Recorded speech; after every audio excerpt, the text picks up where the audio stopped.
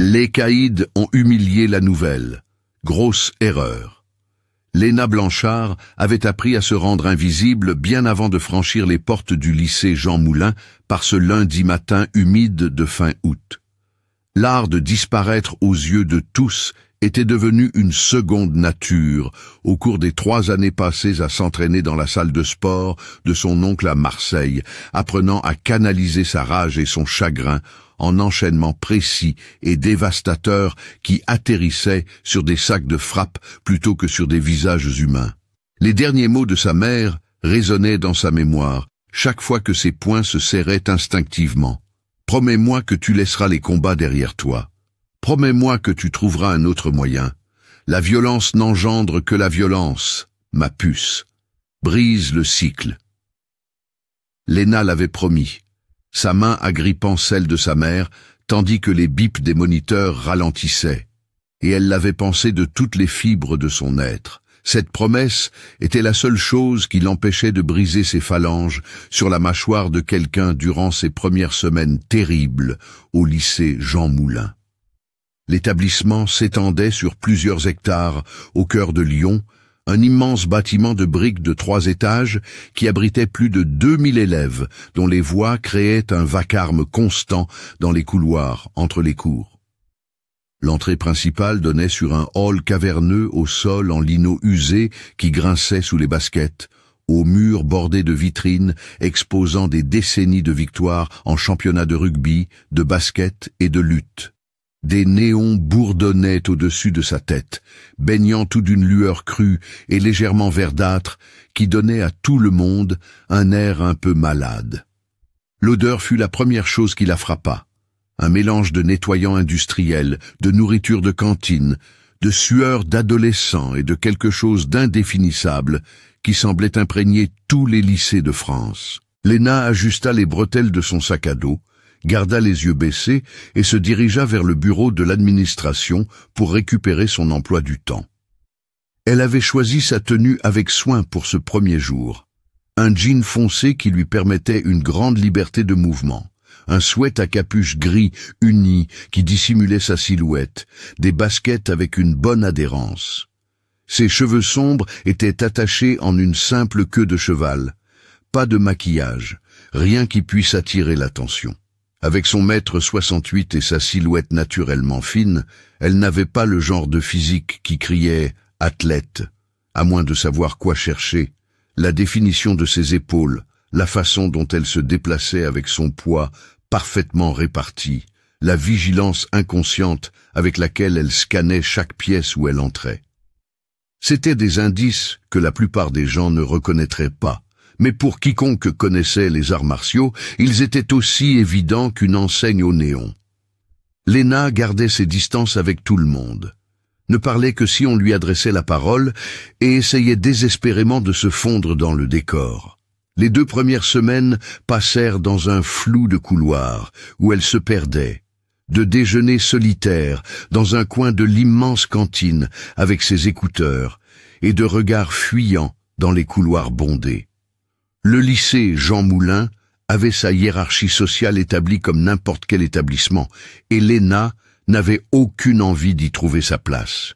Elle voulait juste survivre à chaque journée, rentrer au petit appartement qu'elle partageait avec sa tante et essayer de ne pas penser à Marseille, à la salle de sport, à la façon dont ses mains brûlaient encore de s'envelopper de bandes et de cuir.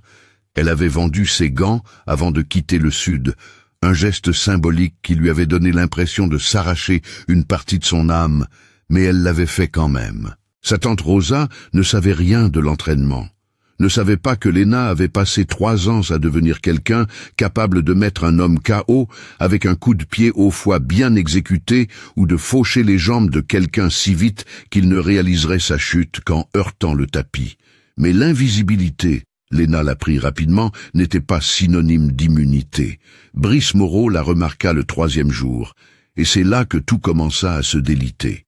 Il était impossible à manquer. 1m88, les épaules larges de 4 ans passés dans l'équipe de rugby du lycée, avec le genre d'assurance facile qui vient quand on vous dit que vous êtes spécial depuis que vous savez faire une passe en spirale à l'âge de 7 ans. Son père était le conseiller municipal Moreau, sa mère siégeait au conseil d'administration du lycée, et son frère aîné avait obtenu une bourse d'études complète à HEC grâce au rugby. Brice portait son statut comme un parfum, quelque chose qui annonçait sa présence avant même qu'il n'entre dans une pièce. Il avait 3 fidèles disciples qui le suivaient comme des rémoras un requin. Clément, grand et dégingandé avec un sens de l'humour cruel. Marc, bâti comme un tank et qui servait de gros bras quand l'intimidation était nécessaire. Et Théo, assez intelligent pour être le stratège de Brice, mais assez peu sûr de lui pour avoir besoin du pouvoir d'emprunt que lui conférait son appartenance au cercle rapproché. Léna se rendait à son cours de français de 4e heure quand Brice lui adressa la parole pour la première fois, ou plutôt parla dans sa direction. « Hé, la nouvelle !» Perdu.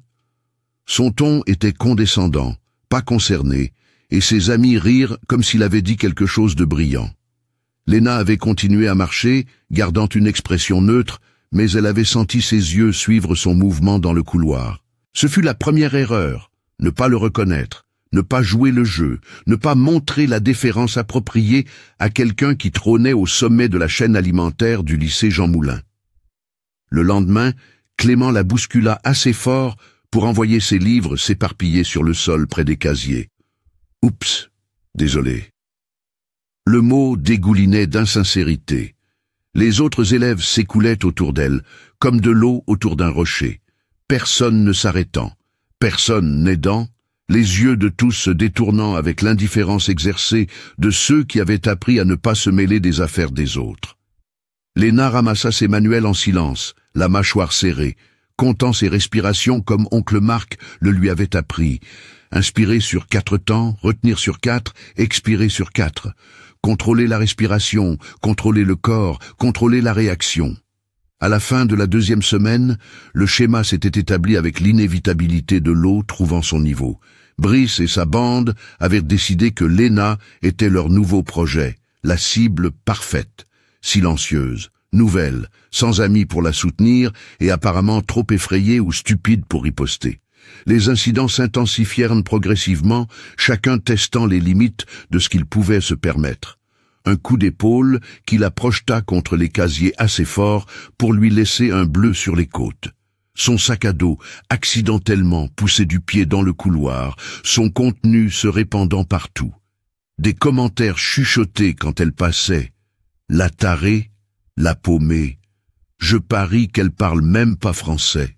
Des insultes à caractère ethnique qui faisaient bouillir son sang parce qu'il ne parvenait même pas à être raciste correctement. Sa mère était d'origine italienne, son père espagnol. Mais pour des idiots comme Brice, toute personne aux cheveux sombres et à la peau mate était apparemment la même chose. Léna encaissait tout en silence, son visage un masque, ses poings serrés dans la poche de son sweat où personne ne pouvait les voir.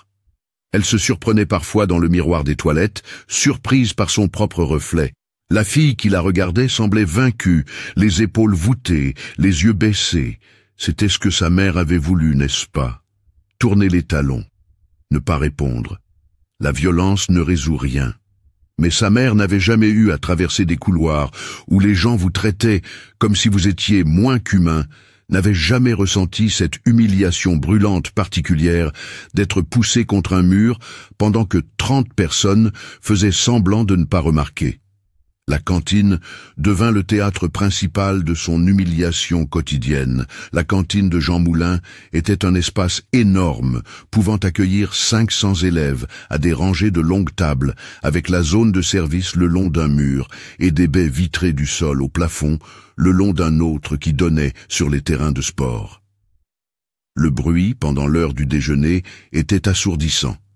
Des centaines de conversations simultanées, des plateaux qui s'entrechoquent, des chaises qui raclent, un cri ou un éclat de rire occasionnel. Léna s'était approprié une petite table dans le coin le plus éloigné, près de la sortie de secours, où elle pouvait s'asseoir, dos au mur, et voir la majeure partie de la salle. C'était un choix tactique qu'elle avait fait sans réfléchir, le genre de conscience qui venait de mois de sparring où connaître son environnement pouvait faire la différence entre placer un enchaînement et encaisser un contre. Le mercredi de la 3e semaine, Brice et sa bande passèrent à l'action pendant le déjeuner. Léna était à mi-chemin d'un sandwich au poulet, écouteurs aux oreilles, essayant de se concentrer sur ses devoirs d'histoire étalés devant elle, quand elle sentit quelqu'un se tenir derrière elle. La peau de sa nuque se hérissa, cet ancien instinct de proie qui lui signalait qu'un prédateur était proche. Elle retira un écouteur et se tourna pour les trouver tous les 4 là, Brice en tête avec une brique de lait chocolaté à la main et cette même expression suffisante qu'il arborait toujours. « Tu manges encore toute seule, la nouvelle ? C'est triste. » Sa voix était assez forte pour porter jusqu'aux tables voisines, attirant l'attention, ce qui était exactement ce qu'il voulait.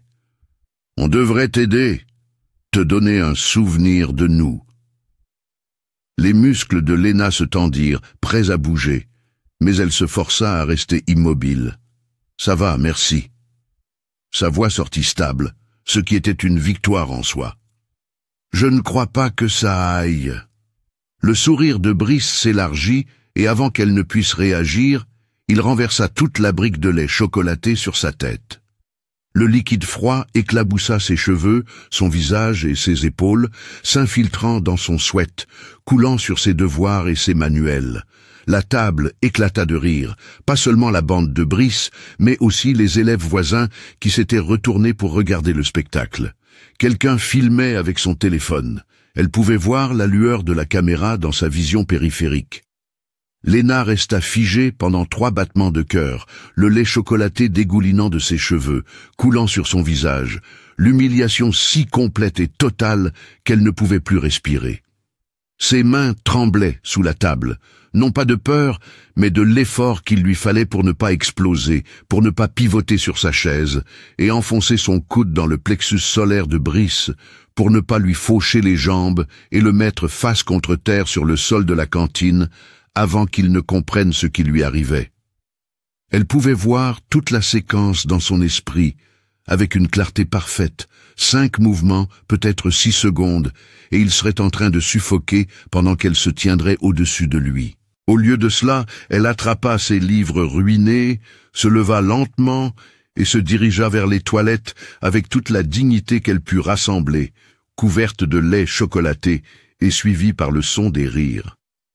Dans les toilettes des filles, elle s'enferma dans une cabine et s'autorisa enfin à pleurer, des larmes chaudes et rageuses qu'elle essuya vicieusement avec du papier toilette qui lui égratigna le visage. C'était exactement ce que sa mère avait craint, que Léna devienne comme son père, qui avait résolu tous les problèmes avec ses poings jusqu'à ce que la violence soit tout ce qu'ils connaissent. Le vieil homme était mort dans une bagarre de bar quand Léna avait 12 ans, poignardée pour une partie de poker, et sa mère avait regardé Léna, 13 ans, et lui avait dit « Tu ne finiras pas comme lui, je ne le permettrai pas ». Mais l'envoyer à la salle de sport d'oncle Marc était censé être thérapeutique, un moyen de gérer le deuil et la rage dans un environnement contrôlé. Personne ne s'était attendu à ce que Léna soit une naturelle, qu'elle se mette au kickboxing, comme si elle était née pour ça, qu'elle développe le genre de vitesse et de puissance qui lui permettait de combattre avec des adultes à 15 ans.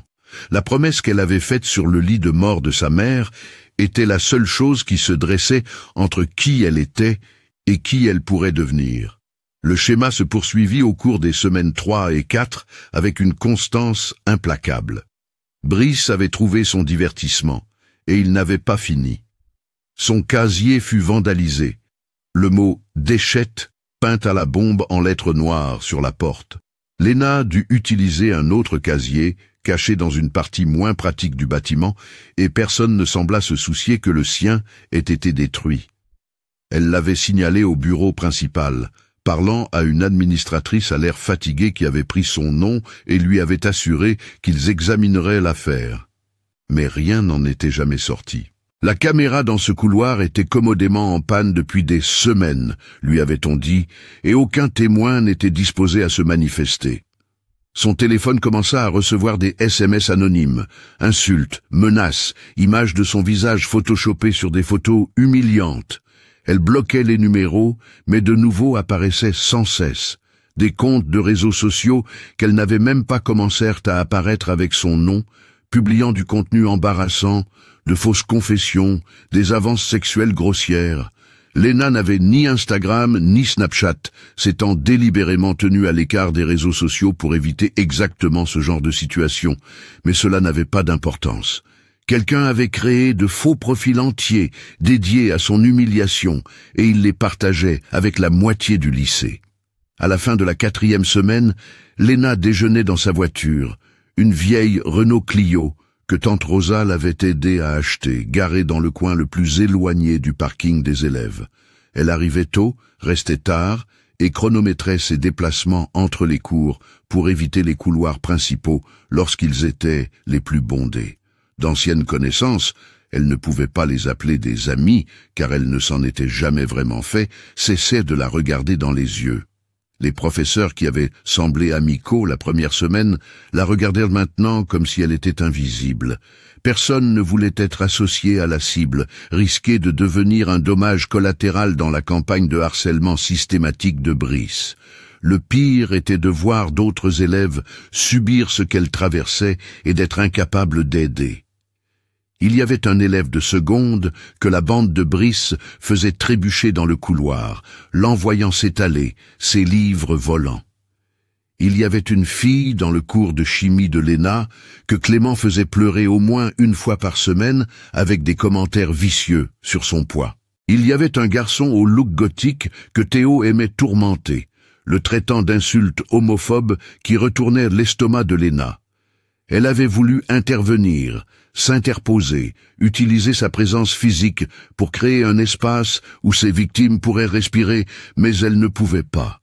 S'impliquer signifiait se révéler, et se révéler signifiait rompre sa promesse, et rompre sa promesse signifiait devenir exactement ce que sa mère était morte en essayant d'empêcher.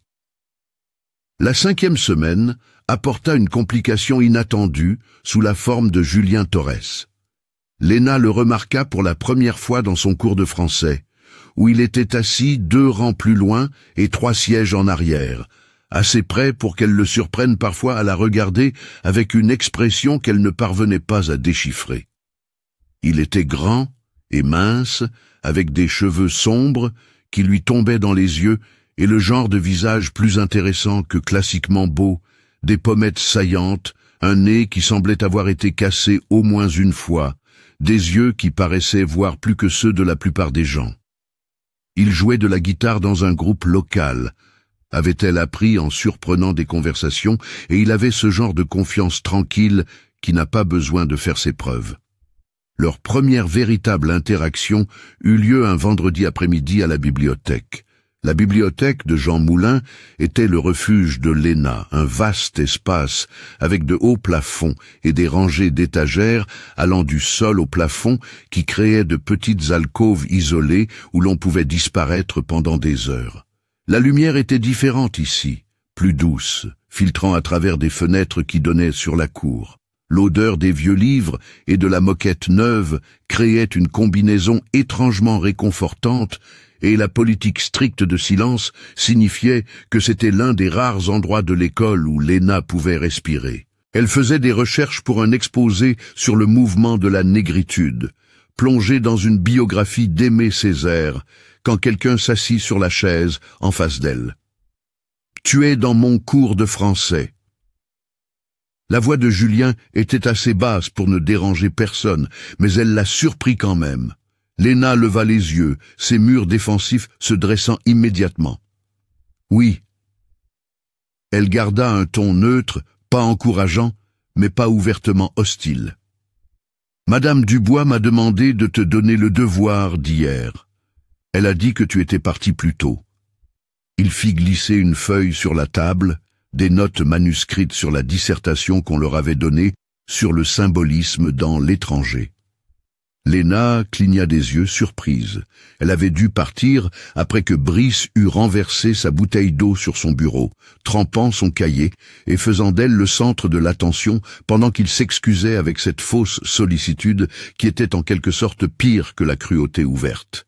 Elle avait demandé à aller aux toilettes et avait simplement continué à marcher tout droit jusqu'à sa voiture, incapable de supporter une minute de plus dans cette salle de classe. « Merci. » Elle prit la feuille, s'attendant à ce qu'il parte. Au lieu de cela, Julien s'adossa à sa chaise, l'étudiant avec ses yeux sombres qui semblaient ne voir au-delà des murs qu'elle avait soigneusement construits. Ce type est un con. Quel type?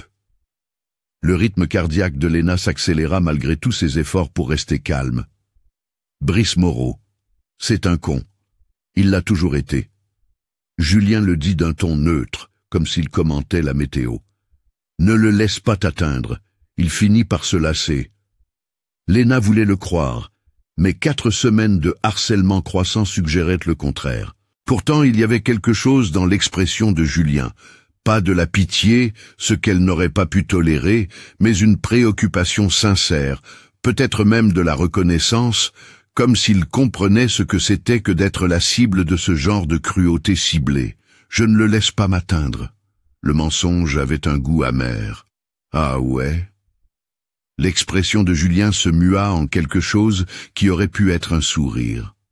Alors pourquoi tu as l'air de vouloir envoyer quelqu'un à travers un mur chaque fois qu'il passe à côté de toi? L'observation était si juste que Léna se sentit exposée, comme s'il avait réussi à voir à travers sa façade soigneusement entretenue la vérité sous-jacente, qu'elle tenait à peine le coup, que chaque jour exigeait un effort monumental pour ne pas montrer exactement ce dont elle était capable. Je ne vois pas de quoi tu parles. C'est ça. Julien se leva, jetant son sac à dos sur une épaule. Écoute, si jamais tu veux parler ou quoi que ce soit, je suis dans le coin. La bibliothèque, c'est un peu ma deuxième maison. Il fit une pause, puis ajouta: et pour ce que ça vaut, lui tenir tête ne ferait pas de toi quelqu'un comme lui. Certaines personnes ont besoin qu'on les remette à leur place. Je dis ça comme ça.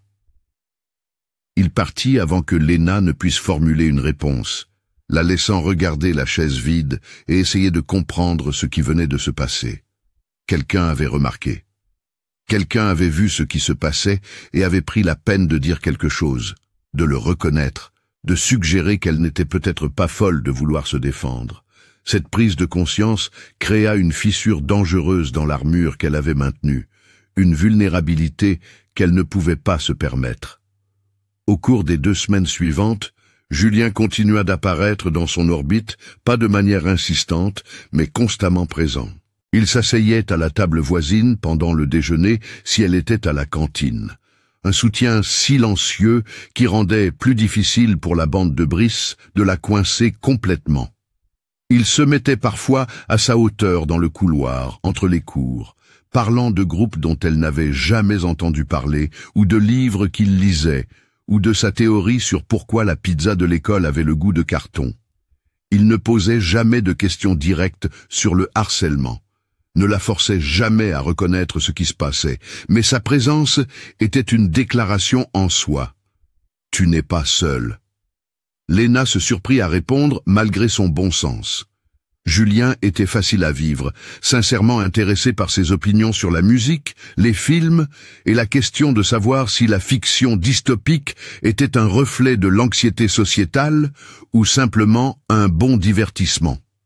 Il la présenta à son groupe d'amis, une collection hétéroclite de musiciens, d'artistes et de comédiens qui existaient en dehors de la hiérarchie sociale dominante et ne semblaient pas se soucier de l'approbation de Brice Moreau. Pour la première fois depuis son arrivée au lycée Jean Moulin, Léna sentit qu'elle pouvait respirer, qu'il y avait peut-être plus dans cette école que la simple survie. Et Brice le remarqua. La 7e semaine commença avec un changement de tactique. Le harcèlement ne cessa pas, mais il incluait désormais Julien. Brice le bousculait accidentellement dans le couloir, faisant tomber son étui de guitare de son épaule. Clément commença à répandre des rumeurs selon lesquelles Julien et Léna sortaient ensemble, y ajoutant des commentaires sexuels grossiers qui faisaient rougir Léna. Théo lança une campagne de chuchotement suggérant que Julien ne traînait avec Léna que parce qu'il avait un fétichisme pour les filles typées, un commentaire raciste qui était à la fois insultant pour elle et pour lui. Léna observait la scène avec une horreur et une culpabilité croissantes. C'était exactement ce qu'elle avait essayé d'éviter. Entraîner quelqu'un d'autre dans son cauchemar, en faire une cible. Elle avait tenté de prendre ses distances avec Julien, déjeunant à nouveau dans sa voiture, évitant la bibliothèque, empruntant des itinéraires différents entre les cours. Mais Julien ne l'entendait pas de cette oreille. Il était apparu à la fenêtre de sa voiture pendant le déjeuner, tapotant sur la vitre, jusqu'à ce qu'elle la baisse. « Qu'est-ce que tu fais ?» Son ton était plus exaspéré que colérique. « Je déjeune. » Ça se voit, non ? Léna garda les yeux sur son sandwich, incapable de croiser son regard. « On dirait que tu te caches parce que tu penses que je ne peux pas gérer un joueur de rugby idiot qui me cherche des noises. » Julien s'accroupit pour qu'il soit à hauteur des yeux, son expression sérieuse. « Ça fait depuis le collège que je dois supporter Brice. Ce n'est pas nouveau pour moi. C'est différent maintenant. » La gorge de Léna se serra. « Il te cible à cause de moi. Ce n'est pas juste. La vie n'est pas juste. Révélation choquante. » Le ton de Julien était sec. « Écoute, je ne suis pas une demoiselle en détresse. J'ai choisi d'être ton ami parce que j'en avais envie, pas parce que je suis trop stupide pour savoir dans quoi je m'embarquais. Alors, arrête d'essayer de me repousser et laisse-moi juste être ton ami. D'accord ?» La simplicité de ses mots, son honnêteté directe, firent craquer quelque chose dans la poitrine de Léna. Elle était seule depuis si longtemps, portant tout sur ses épaules, convaincue que l'isolement était le seul moyen de tenir sa promesse. Mais Julien choisissait de se tenir à ses côtés, en connaissant le prix, et le repousser lui semblait être une autre forme de lâcheté. « D'accord. » Le mot sortit à peine plus fort qu'un murmure. « D'accord. » Julien sourit. « Bien, maintenant viens déjeuner à une vraie table comme une personne normale. Mes amis veulent te rencontrer correctement. » Alors Léna commença à passer ses déjeuners avec Julien et sa bande. Grace, qui jouait du violon et avait un sens de l'humour redoutable. Devon, qui prévoyait d'étudier le cinéma et narrait tout comme si c'était un film. Et Priya, capitaine de l'équipe de débat, qui pouvait argumenter n'importe quelle position avec brio. Ils adoptèrent Léna dans leur groupe avec une facilité qui lui sembla presque étrangère, l'incluant dans les conversations, riant de ses blagues, la traitant comme si elle avait toujours été là. Pour la première fois depuis des semaines, Léna s'autorisa à se détendre, à baisser un peu sa garde, à se souvenir de ce que c'était que de faire partie de quelque chose. Et c'est là que Brice passa à la vitesse supérieure. L'incident dans le gymnase eut lieu un mercredi après-midi, à l'heure où il était généralement vide, entre la fin des cours d'EPS et le début des entraînements sportifs. Léna avait oublié son manuel de chimie et avait la permission de retourner à son casier, ce qui l'obligeait à traverser le gymnase pour atteindre plus rapidement l'aile des sciences. L'espace était caverneux et sombre, avec seulement la moitié des plafonniers allumés, le parquet ciré reflétant une faible lumière ambrée. Des gradins bordaient les deux côtés, enroulés contre les murs, et des paniers de basket pendaient à chaque extrémité comme des juges silencieux. L'air sentait la sueur, la cire et le caoutchouc de milliers de baskets. Elle était à mi-chemin du gymnase quand elle entendit des voix résonner depuis l'entrée des vestiaires. Brice, Clément et Marc émergèrent, et l'estomac de Léna se noua. Mauvais endroit, mauvais moment, pas de témoin, aucune issue, sauf en passant devant eux. Elle continua à marcher, gardant un rythme régulier, essayant de projeter une confiance qu'elle ne ressentait pas. « Tiens, tiens, regardez qui est là, toute seule !» La voix de Brice résonna dans l'espace vide, et les trois s'écartèrent légèrement, bloquant la sortie sans que ce soit évident. « Il est où ton copain? D'habitude, vous êtes inséparables. »« Ce n'est pas mon copain. Excusez-moi. » Léna essaya de passer, mais Clément se mit sur son chemin. « Mec, je te parle. » C'est mal poli de tourner les talons. Brice se rapprocha et Léna put sentir son parfum, quelque chose de cher et d'entêtant. « Tu sais, j'ai réfléchi. Toi et Torres, ensemble, c'est assez drôle. Vous n'avez aucun des deux votre place ici, non? Je veux dire, avec ta situation et son truc de pseudo-rockstar. Peut-être que vous devriez simplement quitter Jean Moulin ensemble. Trouver un endroit qui veut vraiment de vous. » L'insulte était conçue pour piquer, pour qu'elle se sente petite, étrangère et déplacée, et ça fonctionna. Mais sous la blessure, autre chose montait, une pression qui s'était accumulée pendant 7 semaines, comprimée de plus en plus fort, jusqu'à ce qu'elle n'ait plus d'autre issue. Les mains de Léna se crispèrent en poing le long de son corps, et elle croisa le regard de Brice directement, pour la première fois depuis des semaines. « Dégage de mon chemin !» Quelque chose dans son ton dut l'interpeller, car le sourire narquois de Brice vacilla une seconde avant de revenir plus fort. « Sinon quoi? Tu vas le dire à un prof? Bonne chance avec ça. Personne ne se soucie de ce qui arrive à... » Il tendit la main pour la pousser à l'épaule, un geste dédaigneux destiné à renforcer sa domination, et le corps de Léna réagit par pur instinct. Sa main se leva et attrapa son poignet, redirigeant la force de sa poussée vers le bas et sur le côté, tandis que son autre main sécurisait son coude, exécutant une clé de bras basique qui le fit se pencher en avant avec le bras en hyperextension avant même qu'il ne réalise ce qui se passait. Elle pouvait sentir le point exact où elle devrait appliquer juste un peu plus de pression pour lui disloquer l'épaule. Sentit son poids se déplacer alors qu'il tentait sans succès de se dégager, et pendant une seconde glorieuse, Léna détint tout le pouvoir. Puis elle se souvint. La voix de sa mère, cette dernière conversation, la promesse. Elle le relâcha immédiatement et recula, son cœur battant la chamade, ses mains tremblant d'adrénaline. Brice trébucha, se rattrapa et se tourna pour la regarder avec une expression qui passa rapidement du choc à la confusion, puis à quelque chose qui aurait pu être de la peur, avant de se fixer sur la rage.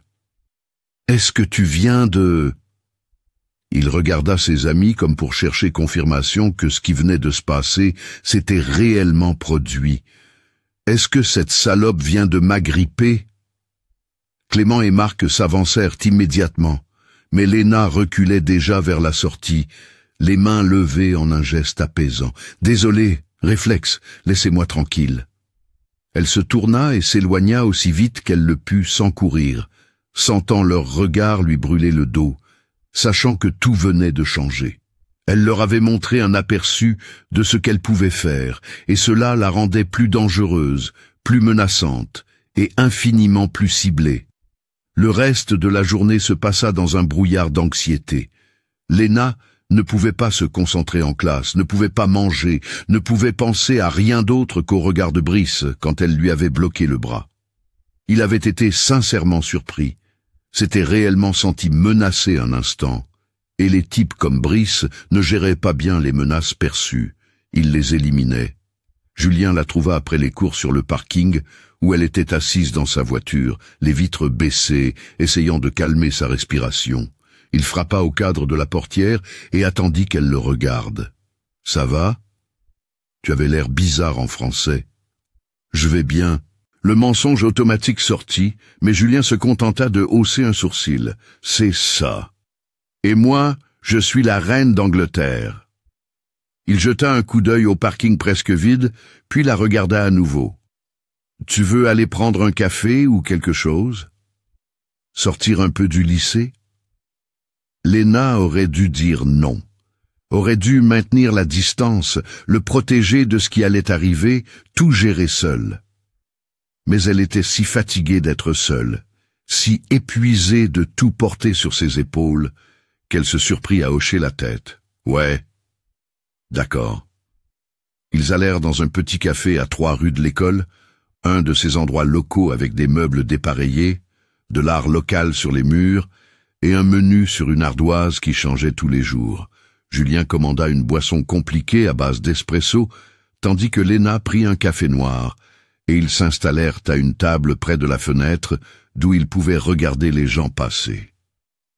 Pendant quelques minutes, ils restèrent assis dans un silence confortable, le genre qui n'existe qu'entre des personnes qui ne ressentent pas le besoin de combler chaque instant avec des mots.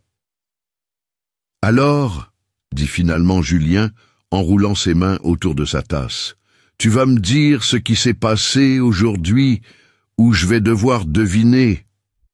Léna étudia son visage, essayant de décider combien révéler, combien il pouvait supporter de savoir. J'ai fait quelque chose de stupide. Quelque chose qui va tout empirer. Défini stupide. Le ton de Julien était curieux, pas accusateur. Léna fit une pause, essayant de trouver des mots qui n'en révéleraient pas trop. Brice a essayé de me pousser dans le gymnase, et je l'ai arrêté. J'ai attrapé son bras. Il ne s'y attendait pas. La compréhension se dessina sur le visage de Julien, suivi de quelque chose qui aurait pu être du respect. Tu sais te battre. Ce n'était pas une question. Le silence de Léna fut une réponse suffisante. Elle fixa son café, observant la façon dont la lumière se reflétait sur la surface sombre, se fracturant en minuscules fragments. J'ai promis à quelqu'un que je ne le ferai pas. Promis que je tournerai les talons, que je ne répondrai pas, que je ne deviendrai pas. Elle s'interrompit, incapable de finir. Ne deviendrai pas quoi? Julien se pencha en avant, sa voix douce. Ne deviendrai pas mon père. Les mots sortirent avant qu'elle ne puisse les arrêter. Et une fois qu'ils furent sortis, le reste suivit dans un flot qu'elle ne put contrôler. Elle lui parla de son père, de la violence qui avait défini sa vie, de l'avoir vu devenir progressivement plus brutal, jusqu'à ce que cela le consume complètement, de la tentative désespérée de sa mère pour empêcher Léna de suivre le même chemin, de la salle de sport d'oncle Marc à Marseille et des 3 années qu'elle avait passées à apprendre à canaliser la rage en discipline, la peur en puissance, le deuil en enchaînement dévastateur, capable de terrasser quelqu'un de 2 fois sa taille, de la promesse qu'elle avait faite et de l'effort terrible qu'il lui fallait chaque jour pour la tenir. Quand elle eut fini, le café semblait trop silencieux, et Léna ne pouvait se résoudre à regarder Julien, ne pouvait supporter de voir le dégoût, la peur ou la pitié dans son expression. Mais quand elle se força finalement à croiser son regard, ce qu'elle vit à la place fut de la compréhension mêlée à autre chose, de l'inquiétude peut-être, mais aussi une sorte de détermination féroce. « Tu sais ce que je pense ?» dit doucement Julien. Je pense que ta mère ne voulait pas que tu deviennes une brute ou quelqu'un qui blesse les gens pour le plaisir. Je pense qu'elle voulait que tu sois meilleur que ton père. Mais te défendre? Tenir tête à de vraies brutes? Ce n'est pas la même chose que de devenir ton père, c'est juste refuser d'être une victime. Tu ne comprends pas. Léna secoua la tête. Une fois que je commence, je risque de ne pas m'arrêter. La violence, c'est comme une drogue pour moi. L'adrénaline, la clarté, le pouvoir, ça fait du bien. Et c'est ça qui me fait peur. C'est ça qui faisait peur à ma mère. Elle savait que j'étais doué pour ça, peut-être trop doué, et elle avait vu ce qui arrivait quand mon père était devenu doué pour faire du mal aux gens. C'est devenu tout ce qu'il connaissait. Mais tu n'es pas lui. La voix de Julien était ferme. Tu te fais harceler depuis 7 semaines et tu n'as blessé personne. Tu avais Brice dans une clé de bras et tu l'as laissé partir. C'est de la retenue, c'est du contrôle. C'est exactement ce que ta mère voulait, non?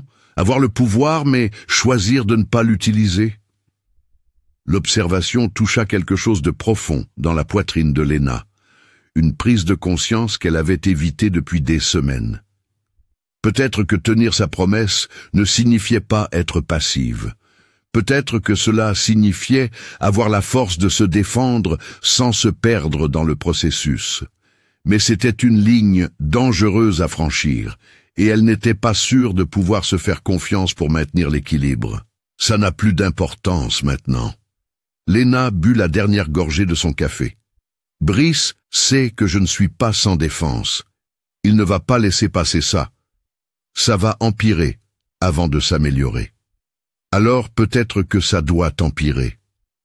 L'expression de Julien était sérieuse. Peut-être qu'il a besoin d'apprendre que certaines personnes ripostent. C'est de ça que j'ai peur. Mais Léna n'expliqua pas plus loin, et Julien n'insista pas. Ils retournèrent au lycée séparément, et Léna passa le reste de la soirée à la maison, dans le petit appartement qu'elle partageait avec tante Rosa, essayant de se concentrer sur ses devoirs, tandis que ses pensées tournaient en rond. Sa tante était infirmière de nuit, partie de 20h à 8h du matin, ce qui signifiait que Léna avait de longues heures seule pour réfléchir, pour s'entraîner secrètement dans le petit espace entre son lit et le mur, pour sentir son corps se souvenir de mouvements qu'il n'avait pas été autorisé à exécuter pleinement depuis des mois. Elle enchaînait des combinaisons au ralenti, sentant la rotation parfaite de ses hanches lorsqu'elle lançait un coup de pied circulaire, le claquement de son genou qui se tendait, la tension dans ses abdominaux lorsqu'elle pivotait. La discipline était toujours là, l'entraînement gravé dans sa mémoire musculaire si profondément que cela aurait pu être de l'instinct. Mais la mémoire musculaire n'était pas la même chose que la permission. Et Léna se retrouva dans la même boucle de pensée dans laquelle elle était piégée depuis son arrivée à Jean Moulin. Tenir la promesse ou se défendre. Honorer le dernier vœu de sa mère ou défendre sa propre dignité. Être celle pour laquelle elle avait été entraînée ou devenir quelqu'un que sa mère ne reconnaîtrait pas. Elle n'avait pas de réponse au moment de s'endormir, et elle se réveilla le jeudi matin avec un sentiment d'effroi pesant sur sa poitrine comme une pierre. L'escalade eut lieu pendant le déjeuner. Léna était assise avec Julien et ses amis à leur table habituelle, au milieu d'une discussion pour savoir si le rock classique était vraiment bon ou juste de la nostalgie, quand Brice et toute sa bande fondirent sur eux comme une tempête. Ils étaient plus nombreux que d'habitude. Pas seulement les 4 du noyau dur, mais 6 ou 7 autres garçons qui jouaient au rugby ou faisaient de la lutte, créant un cercle d'intimidation autour de leur table. Les autres élèves remarquèrent immédiatement, les conversations s'éteignant alors que l'attention se tournait vers la confrontation qui se préparait. Torres. La voix de Brice porta à travers la cantine, assez forte pour que tout le monde puisse entendre. « Je suis surpris que tu traînes encore avec cette tarée. Je pensais que tu avais meilleur goût que de t'encanailler avec des déchets. » Julien se leva lentement et l'estomac de Léna se noua. « Va-t'en, Brice, on ne va pas faire ça. Je ne te parle pas à toi. » Les yeux de Brice se fixèrent sur Léna, qui restait assise, combattant chaque instinct qui lui hurlait de se lever, de bomber le torse, de se préparer à ce qui allait arriver. « Je parle à ta petite copine ici, ou ton copain, peu importe ce qu'elle est. Tu sais, j'ai réfléchi.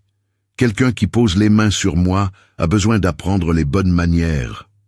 Je n'ai pas... » commença Léna, mais Clément la coupa. « Tu l'as attrapé. C'est une agression. C'est un truc sérieux. » Clément jouait le rôle de l'exécuteur raisonnable, et d'autres élèves hochaient la tête, adhérant au récit en cours de construction. On ne peut pas se permettre de poser les mains sur les gens comme ça. L'ironie était si épaisse que Léna faillit rire. Elle voulait se lever et leur crier dessus à tous, voulait souligner que Brice posait ses mains sur elle depuis 2 mois, qu'il lui avait renversé du lait chocolaté sur la tête, qu'il l'avait poussé contre des casiers, détruit ses affaires et fait de sa vie un enfer. Mais elle pouvait voir aux expressions autour d'elle que cela n'aurait aucune importance. Brice était populaire, protégé, cru. Elle n'était personne, rien. La nouvelle qui avait osé attraper le poignet du Golden Boy. Voilà ce qui va se passer. Brice s'approcha de la table et Léna se força à rester assise, à garder sa respiration régulière. « Tu vas t'excuser, ici même, devant tout le monde. Tu te mets à genoux et tu t'excuses d'avoir cru que tu pouvais poser les mains sur moi. » La cantine était devenue presque silencieuse maintenant. Des centaines d'élèves regardant, téléphones sortis et enregistrant, attendant de voir ce qui allait se passer. Grace émit un son de protestation et Priya commença à se lever. Mais Léna secoua légèrement la tête. C'était son problème, son combat, et elle ne laisserait pas ses nouveaux amis se blesser en essayant de la défendre. Non. Le mot sortit clair et stable, et Léna vit l'expression de Brice vaciller de surprise. Elle se leva lentement, lui faisant face directement, et pour la première fois en 2 mois, elle ne baissa pas le regard.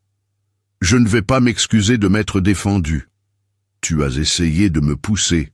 Je t'ai arrêté. C'est tout ce qui s'est passé. Ce n'est pas tout ce qui va se passer. » Le visage de Brice devint rouge, le genre de colère qui vient quand on est défié publiquement et qu'on ne sait pas comment le gérer. « Tu te crois forte? Tu crois que tu peux me manquer de respect comme ça dans mon lycée? Je crois que tu es une brute à qui on n'a jamais dit non. » La voix de Léna porta à travers la cantine silencieuse, et elle vit les expressions des gens changer, vit le calcul se faire alors qu'ils réévaluaient la situation. « Je crois que tu t'en prends aux gens parce que ton père attend de toi que tu sois parfait et que tu es terrifié à l'idée d'échouer. Je crois que tu traites les gens comme des ordures parce que c'est la seule façon que tu connais de te sentir puissant. Et je crois que tu sais, au fond de toi, que tu n'es pas aussi spécial que tout le monde te le dit. » L'analyse psychologique était d'une précision mortelle. Elle pouvait le voir à la façon dont le visage de Brice passa du blanc au rouge, à la façon dont ses poings se serrèrent. Elle avait frappé directement à l'insécurité qui motivait tout son comportement, le besoin désespéré de maintenir son image et son statut, et l'avait fait devant un public qui se souviendrait de chaque mot. C'était un coup de grâce verbal, et tout le monde le savait. Salope! Brice se jeta en avant, et le corps de Léna réagit avant que son esprit ne puisse s'engager. Elle se décala, créant un angle, et Brice trébucha devant elle contre la table. Mais il se rétablit rapidement, la rage l'emportant sur la prudence, et attrapa son bras. Ses doigts se refermèrent sur son poignet, et le temps sembla ralentir. C'était le moment, le point de décision. Elle pouvait le laisser l'attraper, le laisser l'humilier, maintenir sa promesse et sa posture passive, ou elle pouvait agir. Léna bougea. Elle fit pivoter son poignet dans la direction où pointait son pouce, brisant sa prise facilement, puis sécurisa son poignet avec sa propre main tout en se rapprochant pour contrôler la position de son corps. C'était de l'autodéfense de base, le genre de choses qu'on apprendrait à quelqu'un lors de son premier mois d'entraînement, mais exécutée avec une précision qui venait de milliers d'heures de pratique. Elle pouvait sentir exactement où son poids était réparti, pouvait sentir la trajectoire de sa tentative de contre, et elle la bloqua en appliquant une pression sur son poignet, tout en déplaçant sa hanche pour bloquer son mouvement vers l'avant. Pendant 3 battements de cœur, elle le maintint là, sans lui faire de mal, juste en le contrôlant, démontrant qu'elle pouvait faire ce qu'il essayait de lui faire depuis des mois. Brice se débattit, réalisa qu'il ne pouvait pas se libérer, et ses yeux s'écarquillèrent de peur sincère. Léna le vit, ressentit une vague de satisfaction qui était à la fois de la justification et du pouvoir, et cela lui fit plus peur que tout. Ce sentiment, cette montée d'adrénaline d'avoir quelqu'un complètement à sa merci, c'était ce que son père avait dû ressentir à chaque fois qu'il utilisait ses poings. C'était l'addiction contre laquelle sa mère l'avait mise en garde. Elle le relâcha immédiatement et recula les mains levées.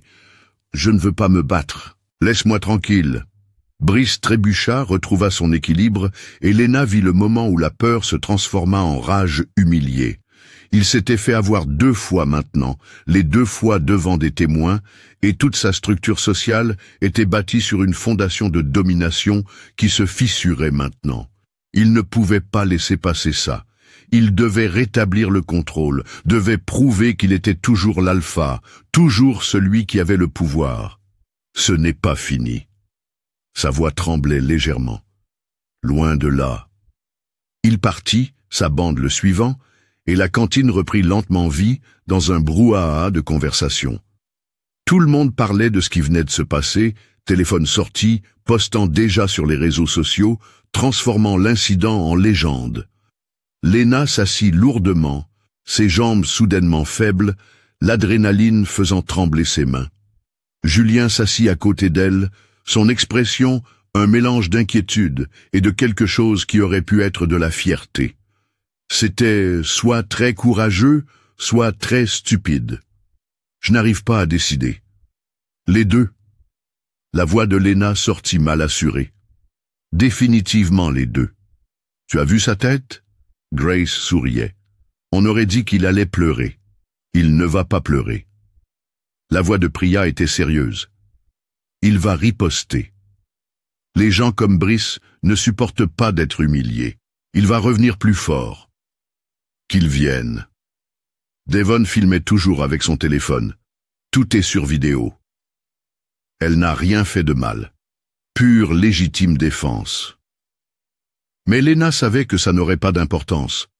Les faits, les preuves vidéo et les arguments de légitime défense ne signifiaient rien quand on était face à quelqu'un dont le père siégeait au conseil municipal et dont la mère pouvait faire virer des profs d'un coup de fil.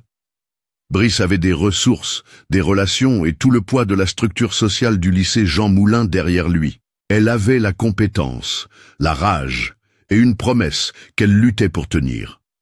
Le reste de la journée se passa dans un brouillard. Les professeurs avaient manifestement entendu parler de l'incident de la cantine, car plusieurs d'entre eux prirent Lena à part avec des expressions allant de l'inquiétude à une excitation mal déguisée face au drame. Aucun d'eux ne lui demanda si elle allait bien. Aucun d'eux ne sembla se soucier qu'elle se soit fait harceler pendant des mois avant de finalement se défendre. Il voulait juste s'assurer qu'elle comprenait que la violence n'était pas tolérée au lycée Jean Moulin et qu'elle devait venir les voir si elle se sentait menacée, oubliant commodément qu'elle l'avait fait des semaines auparavant et avait été ignorée. Le vendredi apporta une nouvelle forme de harcèlement, l'isolement social complet. Brice avait dû faire passer le mot, car soudain, personne ne voulait s'asseoir près d'elle en classe. Les gens s'écartaient quand elle approchait. Les conversations mouraient quand elle entrait dans une pièce. C'était comme si elle avait été marquée d'une sorte de peste sociale. Et tout le monde avait peur que le contact les infecte. Même le groupe d'amis de Julien semblait discret, toujours amical, mais méfiant. Conscient que l'association avec Lena comportait des risques qu'il n'avait pas pleinement envisagés auparavant. Le week-end offrit un bref répit, mais Lena passa la majeure partie de celui-ci dans un état d'anticipation anxieuse, attendant que le couperet tombe. Tante Rosa remarqua que quelque chose n'allait pas, mais n'insista pas, se contentant de préparer les plats préférés de Lena et de lui laisser de l'espace pour digérer ce qui se passait.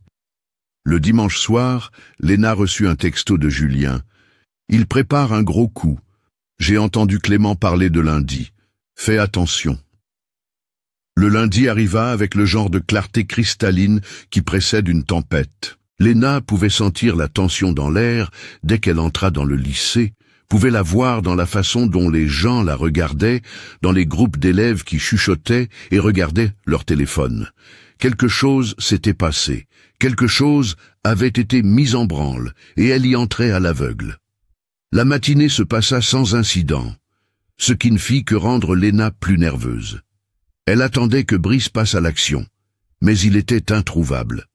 Clément et Marc étaient à leurs postes habituels, mais ils se contentaient de la regarder avec des expressions qui pouvaient être de l'anticipation ou de la pitié.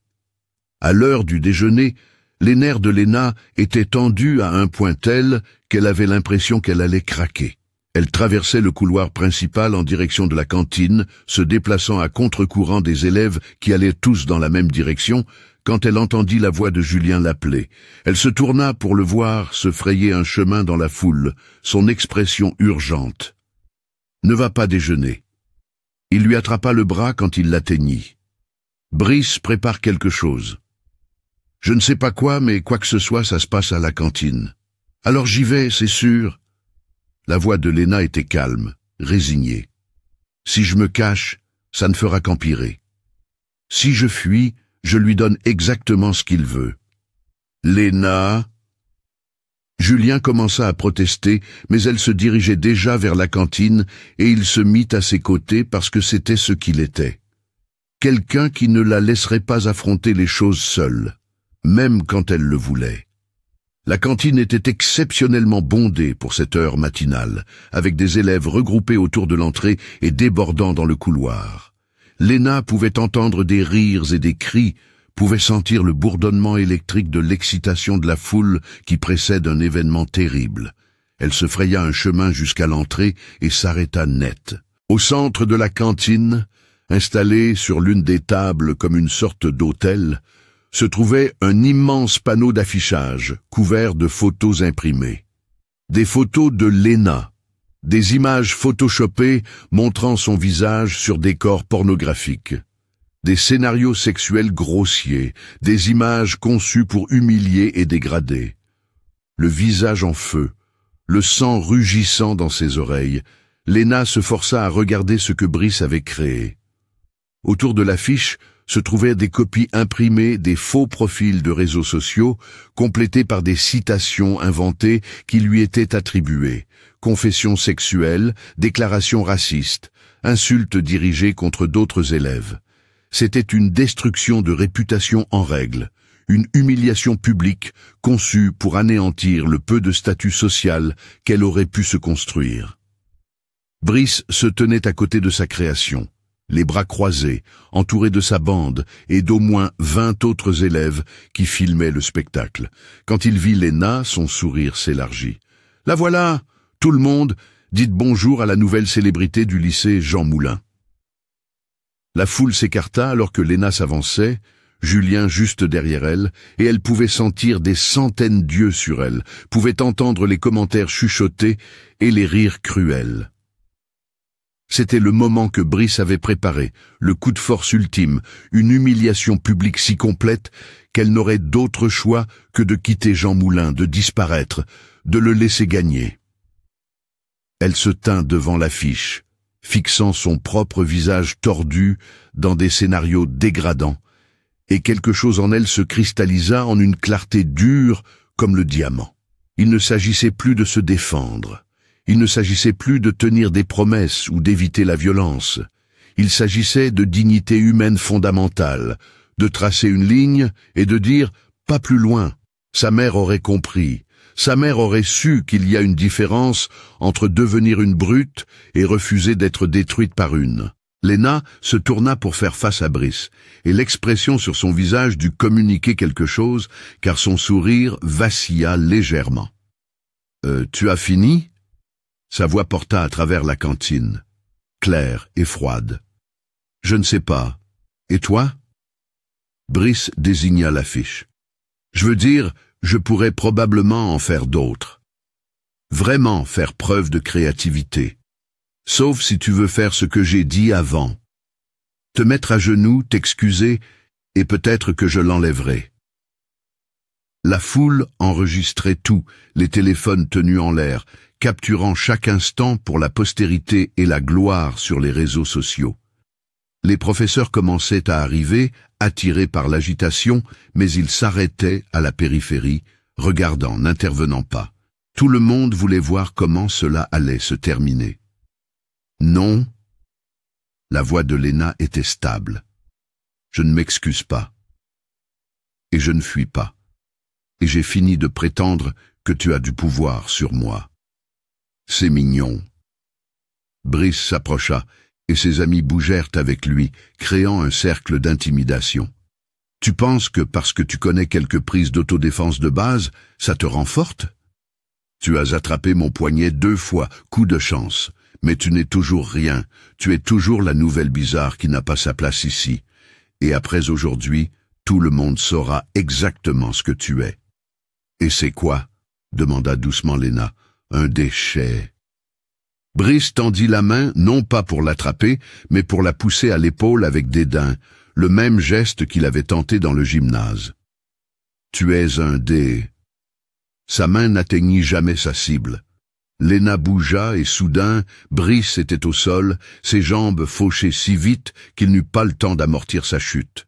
La foule haleta, une inspiration collective, et dans le silence qui suivit, Léna se tenait au-dessus de lui, les mains le long du corps, pas en point, juste prête. « Lève-toi !» Sa voix trancha le silence. « Tu veux prouver que je ne suis rien? Alors prouve-le. Maintenant. Pas de ruse, pas d'amis, juste toi et moi. Montre à tout le monde qui est un déchet et qui ne l'est pas. » Brice se releva en se dépêchant, le visage rouge d'humiliation et de rage. Cela se passait devant tout le lycée, était enregistré sous une douzaine d'angles, et il n'avait d'autre choix que d'accepter le défi ou de tout perdre. Tu vas le regretter. Peut-être. La posture de Léna changea subtilement, le poids parfaitement réparti, les mains se levant en position de garde, que toute personne ayant une formation en arts martiaux reconnaîtrait immédiatement comme sérieuse. Mais toi, c'est certain. Ce qui se passa ensuite serait rediffusé sur les réseaux sociaux des milliers de fois, analysé image par image, transformé en légende et en mise en garde. Brice lança un crochet du droit sauvage, télégraphiant le coup si évidemment que Léna eut le temps de l'esquiver, de se décaler et de contrer avec un direct du droit à son plexus solaire qui le plia en deux, le souffle coupé. Elle n'enchaîna pas, ne profita pas de l'avantage, se remit simplement en garde et attendit. Clément arriva sur le côté, essayant de la saisir au corps à corps, et le corps de Léna passa en pilote automatique. 3 ans d'entraînement s'activèrent d'un coup, la mémoire musculaire prenant le dessus, et elle exécuta une projection de hanche parfaite qui envoya Clément s'écraser contre une table.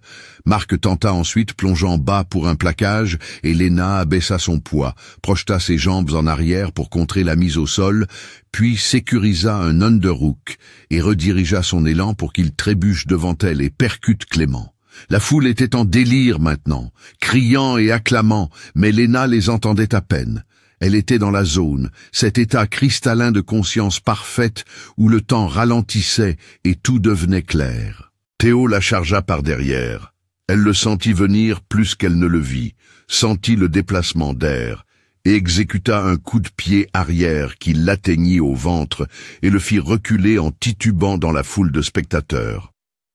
Brice s'était assez remis pour essayer à nouveau, tentant cette fois une prise maladroite, et Léna répondit avec un niveau de précision qui démontrait exactement à quel point elle s'était retenue. Elle saisit son col d'une main, contrôla sa posture et faucha ses jambes tout en le tirant vers le bas, exécutant une projection en sacrifice d'école qui le mit sur le dos avec elle à genoux à côté de lui, en position dominante. Elle aurait pu passer en position montée, aurait pu faire pleuvoir les coups, aurait pu le faire la supplier d'arrêter. Au lieu de cela, elle se leva et recula. Reste au sol. Mais Brice n'avait pas fini. L'humiliation et la rage avaient pris le dessus sur le peu d'instinct de survie qu'il lui restait, et il revint sur elle une fois de plus, lançant une série de coups de poing désordonnés que Léna para ou esquiva avec un minimum d'effort. Elle pouvait voir l'épuisement s'installer, pouvait voir qu'il ne fonctionnait que sur l'adrénaline et l'ego pur, pouvait voir le moment exact où elle avait brisé sa volonté de se battre. Son dernier coup arriva, lent et désespéré, et Léna attrapa son poignet, appliqua une clé de bras debout qui mit son coude en hyper-extension juste assez pour faire mal sans blesser, et le fit reculer jusqu'à ce que ses épaules heurtent le mur de la cantine. Je pourrais te casser le bras maintenant. La voix de Léna était assez basse pour que seul Brice puisse l'entendre par-dessus la foule rugissante. Je pourrais te disloquer l'épaule, te fracturer le coude, t'envoyer à l'hôpital.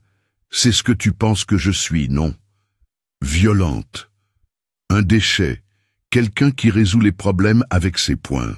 Elle appliqua une pression légèrement plus forte et le sentit essayer de se dégager, sentit sa peur monter en flèche. Mais je ne vais pas le faire. Tu sais pourquoi. Va te faire foutre. La voix de Brice tremblait.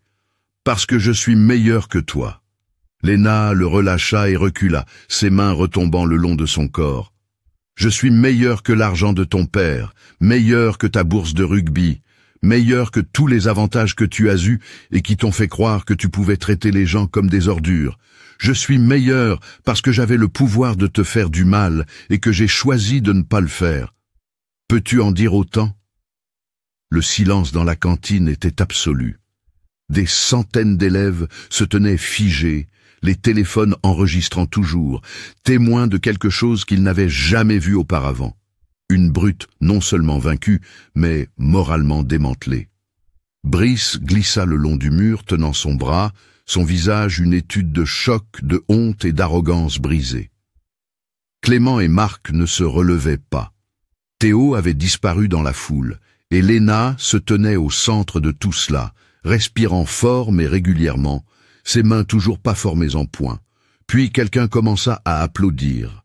Des applaudissements lents et délibérés qui venaient de quelque part dans la foule, et soudain d'autres se joignirent, jusqu'à ce que toute la cantine soit remplie du son des applaudissements et des acclamations.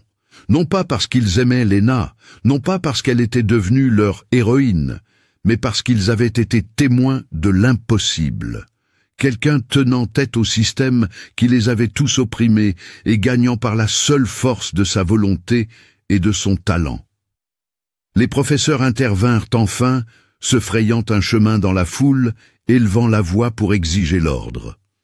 Madame Chevalier, la proviseure adjointe, arriva avec 2 surveillants, son expression sombre, tout le monde dehors.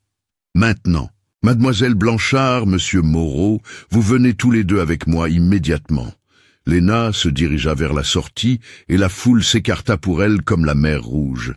Elle pouvait sentir leurs yeux sur elle, pouvait entendre les conversations chuchotées, pouvait sentir que tout avait changé. Julien la rejoignit près de l'entrée, son expression un mélange d'admiration et d'inquiétude. C'était... Il semblait incapable de trouver les mots. Je sais. L'adrénaline de Léna retombait, la laissant tremblante et légèrement nauséeuse. Je sais. Le bureau de la proviseure adjointe était une pièce sans fenêtre, avec un éclairage fluorescent agressif qui faisait pleurer les yeux de Léna, meublé d'un bureau en métal, de 3 chaises en plastique inconfortables et de murs couverts d'affiches de motivation sur la réussite et la responsabilité qui semblaient grotesquement ironiques compte tenu des circonstances. Madame Chevalier était assise derrière son bureau avec Léna d'un côté et Brice de l'autre, tous 2 silencieux, pendant qu'elle visionnait les multiples vidéos de la bagarre de la cantine sur sa tablette. Des surveillants se tenaient près de la porte, ostensiblement pour maintenir l'ordre, mais en réalité pour servir de menace implicite. Personne ne partirait avant que cela ne soit réglé. Mademoiselle Blanchard. Madame Chevalier leva enfin les yeux, son expression indéchiffrable. Le lycée Jean Moulin a une politique de tolérance zéro concernant la violence physique. Vous en êtes consciente? Oui, madame. Léna garda sa voix égale, respectueuse, ne leur donnant aucune munition à utiliser contre elle. Alors peut-être pouvez-vous expliquer pourquoi vous avez choisi d'agresser 4 de vos camarades dans la cantine devant tout le lycée? La question était biaisée, conçue pour que Léna s'incrimine elle-même. La légitime défense n'est pas une agression. Léna croisa directement le regard de la proviseure adjointe. Brice me harcèle depuis ma première semaine ici. Lui et ses amis, ils ont détruit mon casier, m'ont jeté de la nourriture dessus, ont répandu des mensonges sur moi, créé de faux comptes sur les réseaux sociaux, et aujourd'hui, ils ont installé cette affiche conçue pour m'humilier. Tout cela est documenté, d'autres élèves l'ont vu. Il y a des vidéos de la plupart de ces incidents. J'ai signalé une partie de cela à l'administration, mais rien n'a été fait. L'expression de Madame Chevalier se crispa légèrement. Si vous vous sentiez menacé, vous auriez dû venir nous voir. Je suis venu vous voir. La voix de Léna resta calme mais ferme. Il y a 3 semaines, après que mon casier a été vandalisé, on m'a dit que vous examineriez l'affaire. Rien ne s'est passé. Le harcèlement a continué et s'est intensifié. Quand Brice m'a menacé physiquement aujourd'hui, je me suis défendu, en utilisant la force minimale nécessaire. Je n'ai jamais frappé la première, jamais utilisé une force excessive, et je me suis arrêté dès que la menace a été neutralisée. C'est de la légitime défense de Manuel. Vous avez projeté 3 élèves, et mis Monsieur Moreau dans une clé de bras. La voix de Madame Chevalier portait une note d'incrédulité. Où exactement avez-vous appris à faire ça? Je me suis entraîné pendant 3 ans à Marseille. Léna ne voyait aucun intérêt à mentir maintenant. Kickboxing, Muay Thai et un peu de Jiu-Jitsu brésilien. Mon oncle possède une salle de sport. C'était une thérapie après la mort de ma mère. Et vous n'avez pas pensé à le mentionner lors de votre inscription?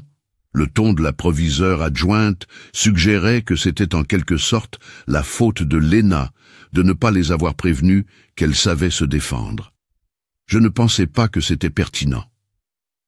Léna garda sa voix neutre. Je suis venu ici pour faire des études, pas pour me battre. J'ai passé 2 mois à éviter la confrontation, à ignorer le harcèlement, à essayer de faire profil bas. Je ne me suis défendu que lorsque je n'avais pas d'autre option et que quelqu'un a posé les mains sur moi en premier.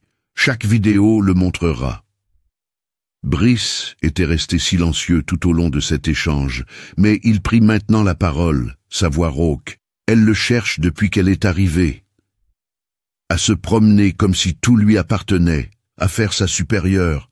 Je ne t'ai littéralement jamais parlé jusqu'à ce que tu commences à me harceler. Léna le coupa, sa patience s'effritant enfin. Je suis arrivé dans ce lycée en essayant de disparaître, et tu as décidé de faire de moi ton projet. Tu as décidé que m'humilier serait amusant. Tu as créé ces affiches, répandu ces mensonges, recruté tes amis pour faire de ma vie un enfer. Et quand je me suis enfin défendu, tu n'as pas pu le supporter. C'est de ta faute, pas de la mienne. Ça suffit. Madame Chevalier leva la main. Monsieur Moreau, vous êtes exclu temporairement en attendant une enquête complète sur les allégations de harcèlement. Mademoiselle Blanchard, vous êtes également exclue temporairement pendant que nous déterminons si votre réponse était proportionnée à la menace. Vous pouvez tous les deux récupérer vos affaires et quitter le campus immédiatement. Vos parents seront contactés. Léna ressentit l'injustice comme un coup physique. Elle était punie pour s'être défendue, mise dans le même sac que son harceleur, comme s'ils étaient également coupables, traités comme le problème au lieu de la victime qui en avait finalement eu assez. Mais argumenter ne ferait qu'empirer les choses. Alors elle se leva, garda une expression neutre et sortit du bureau la tête haute. Julien attendait dans le couloir, avec Grace, Devon et Priya. Ils l'entourèrent immédiatement, offrant leur soutien, exprimant leur indignation, promettant de faire des déclarations sur le harcèlement dont ils avaient été témoins. Julien la prit à part, son expression sérieuse. « Mon père est avocat. Il s'occupe d'affaires de droit civique. Je lui ai déjà envoyé un texto.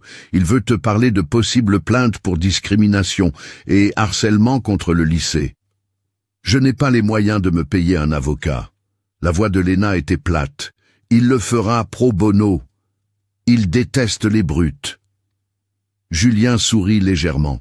« Et apparemment, ma description de ce que tu as fait à la cantine l'a impressionné.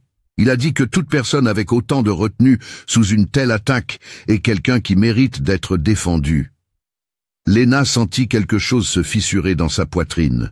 Un nœud serré d'isolement et de peur qui était là depuis Marseille. « Merci. Ne me remercie pas tout de suite. » L'expression de Julien devint sérieuse. « Ça va empirer avant de s'améliorer. Les parents de Brice vont prendre des avocats, essayer de retourner la situation, de faire de toi l'agresseur. Le lycée va vouloir étouffer l'affaire pour protéger sa réputation. Tu dois être prête pour un combat juridique cette fois. » « Je suis prête. » Et Léna réalisa qu'elle le pensait. Elle avait passé 2 mois à être passive, à être la victime, à essayer d'honorer une promesse que sa mère aurait modifiée si elle avait connu les circonstances. Tenir tête à Brice n'avait pas fait d'elle une brute. Cela l'avait rendue libre. L'exclusion temporaire dura 2 semaines pendant que le lycée menait son enquête, période durant laquelle la vidéo du combat de Léna devint une sensation virale. Quelqu'un l'avait postée sur TikTok, Twitter et Instagram, et elle s'était répandue comme une traînée de poudre. Elle recevait des messages d'inconnus, certains de soutien, d'autres critiques, beaucoup voulant savoir où elle s'était entraînée et si elle pouvait leur apprendre. Les médias reprirent l'histoire, la présentant sous des angles allant de « une jeune fille vainc son harceleur » à l'épidémie de violence scolaire, selon leur ligne éditoriale. Léna ignora tout cela, se concentrant sur le travail avec le père de Julien pour monter un dossier complet documentant le harcèlement qu'elle avait subi. Les preuves étaient accablantes. Les images des caméras de sécurité montraient de multiples incidents où Brice et ses amis la ciblaient. Des captures d'écran des faux comptes de réseaux sociaux, avec les métadonnées prouvant quand ils avaient été créés. Des SMS de numéros anonymes qui pouvaient être tracés. Des témoignages d'élèves qui avaient vu le harcèlement, mais avaient eu trop peur pour intervenir. L'affiche elle-même, avec ses images photoshopées dégradantes, constituait du harcèlement sexuel et potentiellement de la diffamation. Des dossiers médicaux montrant les bleus causés par les bousculades contre les casiers. Lorsque le conseil de discipline se réunit enfin, Léna entra dans la salle de conférence avec le père de Julien, David Torres, un homme élégant, aux yeux bienveillants, spécialisé en droit de l'éducation. De l'autre côté de la table se trouvait Brice et ses parents, son père, en tout point le politicien que Léna avait imaginé, sa mère, mince, élégante et rayonnant de désapprobation. L'avocat du lycée était là, ainsi que Madame Chevalier et le proviseur Martin, qui avait été commodément absent tout au long de l'enquête. L'audience dura 3 heures. David Torres présenta les preuves méthodiquement, construisant un cas irréfutable de harcèlement systématique, de manquement de l'institution à protéger une élève et de pratiques disciplinaires discriminatoires. Il montra les vidéos de Léna se défendant, soulignant les marqueurs clairs de la légitime défense, la retenue dont elle avait fait preuve, les multiples occasions qu'elle avait eues de blesser gravement Brice, mais qu'elle avait choisi de ne pas saisir. Il cita la jurisprudence, invoqua des violations de la loi et fit clairement comprendre que si le lycée ne gérait pas cela de manière appropriée, il porterait l'affaire devant les tribunaux civils. Le père de Brice tenta d'argumenter que son fils avait été la véritable victime, que la force excessive de Léna était injustifiée, qu'elle devrait être renvoyée pour avoir apporté la violence au lycée Jean Moulin.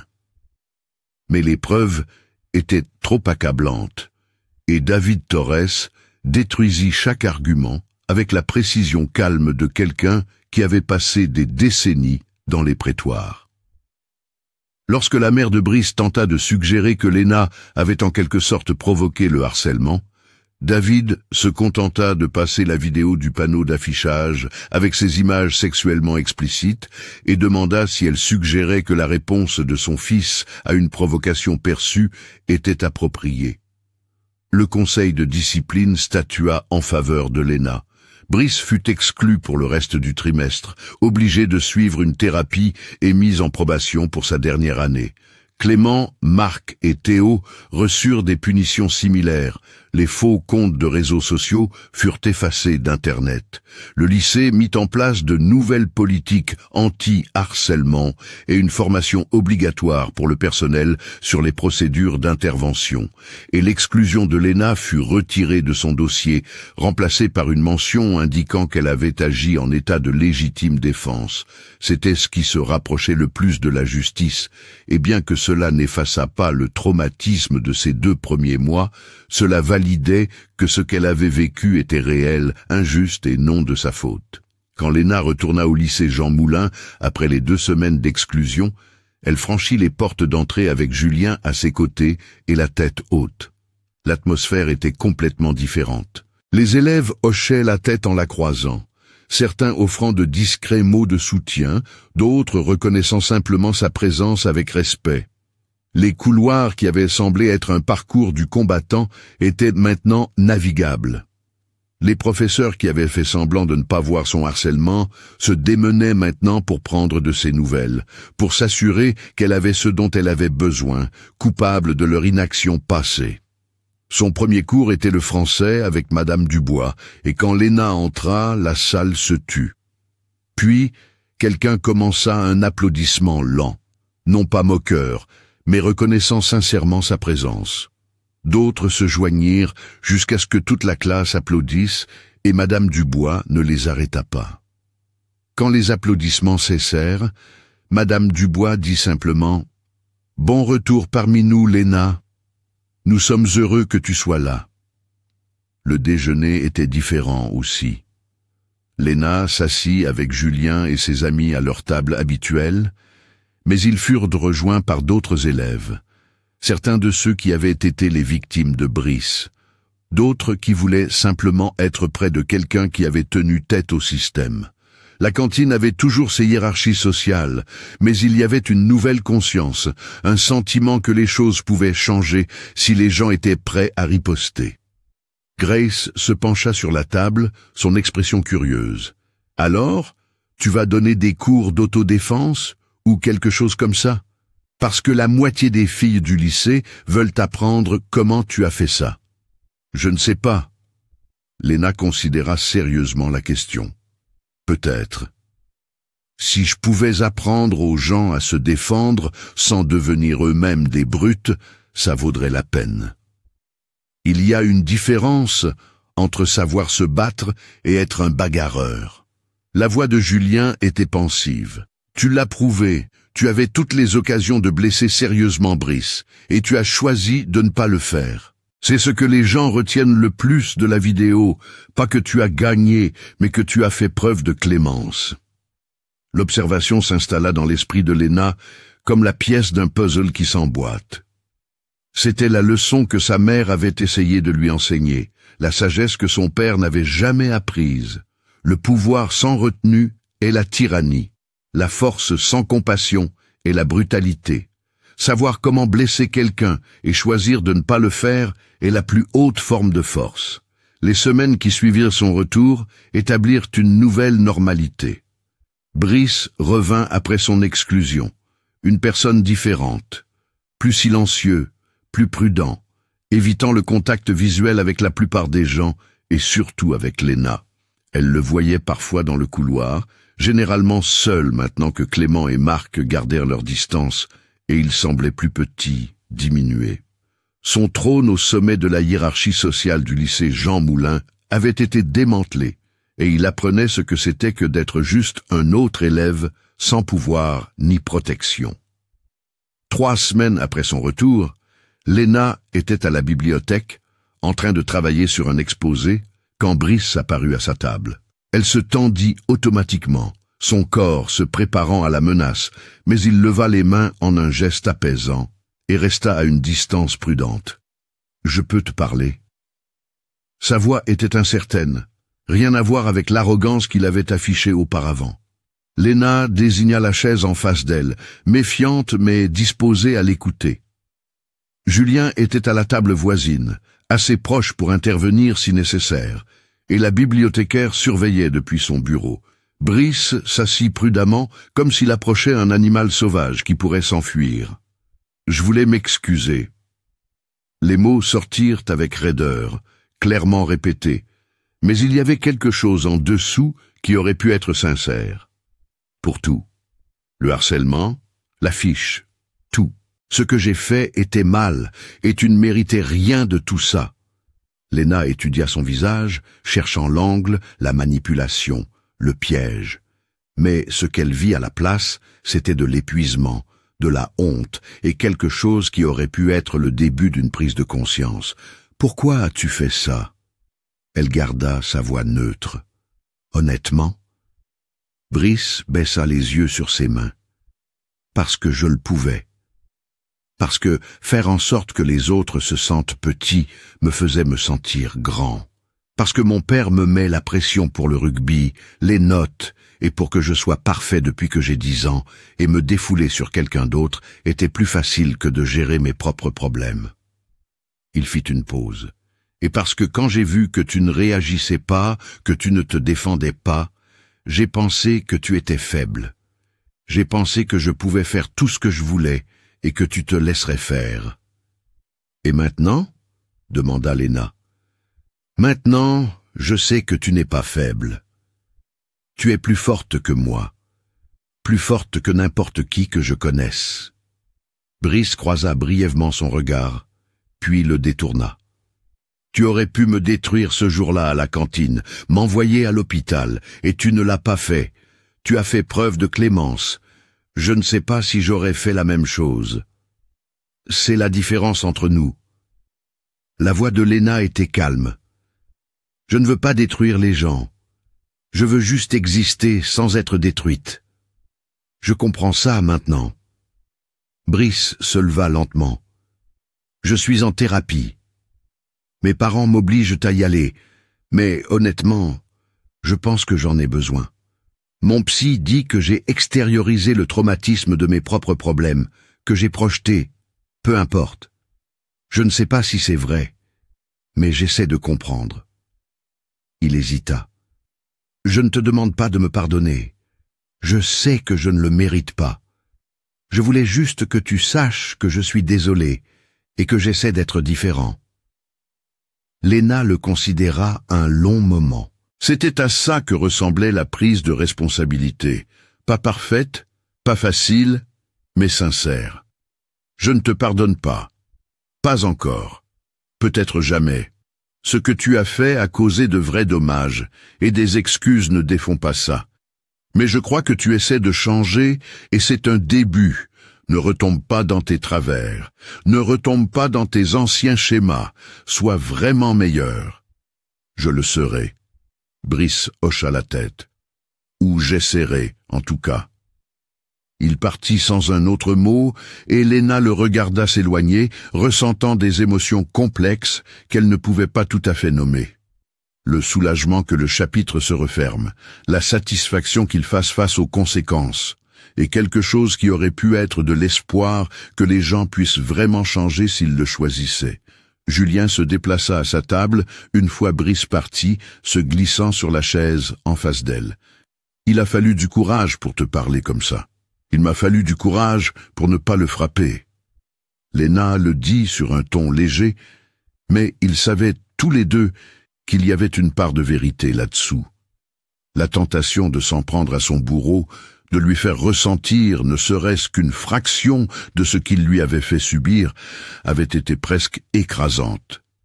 Choisir d'écouter à la place, de permettre la possibilité de la rédemption, était plus difficile que n'importe quel combat. C'est pour ça que tu es meilleur que lui. Julien tendit la main sur la table et prit la sienne, un geste qui était devenu de plus en plus courant au cours des dernières semaines, alors que leur amitié évoluait vers quelque chose de plus.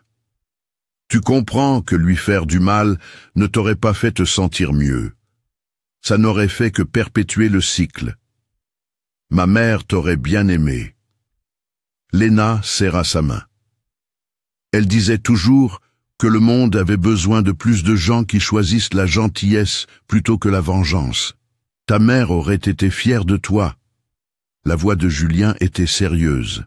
Tu as tenu ta promesse envers elle. Pas en étant passive, mais en étant meilleure que tes circonstances. C'est plus difficile. Au cours des semaines suivantes, Léna remarqua d'autres changements se propager au lycée Jean Moulin. Les élèves, qui avaient été des témoins silencieux du harcèlement, prenaient davantage la parole, intervenant lorsqu'ils voyaient du harcèlement, signalant les incidents aux professeurs qui, maintenant, réagissaient réellement. La culture était en train de changer, lentement, imparfaitement, mais indéniablement. La nouvelle de ce que Léna avait enduré et de la façon dont elle avait réagi s'était répandue, et c'était devenu un point de référence. Si elle pouvait tenir tête à Brice Moreau avec retenue et courage, peut-être que d'autres pourraient tenir tête à leur propre brute. Un élève de seconde approcha Léna un jour après les cours, un petit garçon avec un appareil dentaire et des lunettes épaisses qui avait l'air terrifié mais déterminé. « Des gars m'embêtent, ils me bousculent, me prennent mes affaires. J'ai vu ce que tu as fait et je voulais demander comment je fais pour qu'ils arrêtent, sans, genre, me battre ?» Léna n'avait pas de réponse facile pour lui. Elle ne pouvait pas lui apprendre le kickboxing dans une conversation de couloir, ne pouvait pas télécharger 3 ans d'entraînement dans sa tête. Mais elle pouvait partager ce qu'elle avait appris. Tiens-toi droit, regarde-les dans les yeux. Ne réagis pas comme ils le veulent. Les brutes se nourrissent de la peur et de la soumission. Si tu refuses de leur donner ça, ils perdent leur pouvoir. Et trouve tes gens, des amis qui te soutiendront, qui seront à tes côtés. Tu n'as pas à affronter ça seul. Mais s'il me frappe... La voix du garçon était faible. Alors tu te défends, tu documentes tout, et tu le signales à des adultes qui t'aideront vraiment. Léna fit une pause. Et si tu as besoin de renfort, viens me trouver ou mes amis. On sera avec toi. Le visage du garçon s'illumina de soulagement et de gratitude, et il s'éloigna en se dépêchant, l'air un peu plus grand. Julien avait assisté à l'échange, et il sourit. « Tu es en train de lancer un mouvement ici. La justice personnelle par la gentillesse radicale et l'autodéfense stratégique. C'est une histoire d'origine de super-héros nuls. » Mais Léna souriait aussi. Peut-être que c'était comme ça que le vrai changement se produisait. Non pas par de grands gestes ou des confrontations dramatiques, mais par de petits actes de courage qui inspiraient les autres à être courageuses aussi. La relation de Léna avec Julien s'approfondit naturellement au cours du mois suivant. Ils allaient à des concerts dans le centre de Lyon, de petites salles où son groupe jouait devant des foules d'une 50aine de personnes qui appréciaient les guitares bruyantes et les paroles sincères. Ils étudiaient ensemble dans des cafés, s'aidant mutuellement pour les devoirs, parlant de leurs projets universitaires et de leurs rêves au-delà du lycée Jean Moulin. Ils allaient en voiture jusqu'au bord du Rhône, au coucher du soleil, et s'asseyaient sur le capot de la voiture de Léna, regardant la lumière passer de l'orange au violet puis au noir, parlant de tout et de rien. Julien ne la poussa jamais à donner des détails sur son entraînement qu'elle n'était pas prête à partager, ne lui demanda jamais de démontrer des techniques ou de revivre le combat. Il comprenait que son passé dans les arts martiaux était compliqué, lié au deuil, à l'identité et à des promesses qu'elle apprenait encore à tenir. Quand elle en parlait, de la salle d'oncle Marc, de la sensation d'une exécution parfaite, de la peur de devenir son père, il écoutait sans jugement et offrait le genre de compréhension qui ne vient que de quelqu'un qui se soucie sincèrement d'une autre personne. Leur premier baiser eut lieu lors d'une de ces soirées au bord du fleuve, alors que la conversation s'était apaisée en un silence confortable et que Léna réalisa qu'elle était heureuse. Vraiment, sincèrement heureuse. Pour la première fois, depuis la mort de sa mère, Julien se pencha lentement, lui laissant le temps de reculer si elle le voulait, et quand leurs lèvres se rencontrèrent, cela sembla la chose la plus naturelle du monde. Quand ils se séparèrent, ils souriaient. « Ça faisait un moment que je voulais faire ça. »« Je sais. » Léna se sentit sourire en retour. « Je suis contente que tu l'aies fait. Alors, on va où à partir de maintenant ?» Le ton de Julien était léger, mais la question était sérieuse. Vers l'avant. Léna posa sa tête sur son épaule, regardant les étoiles apparaître dans le ciel qui s'assombrissait. On va de l'avant. L'année scolaire se poursuivit avec une normalité qui semblait encore étrange après l'intensité de ses premiers mois. Léna rejoignit l'équipe d'athlétisme, ayant besoin de l'exutoire physique et appréciant la qualité méditative des longues courses.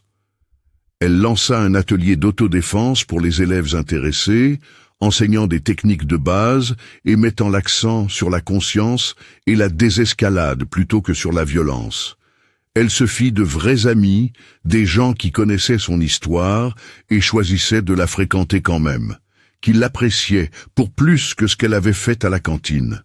Brice garda ses distances, mais tint aussi sa parole.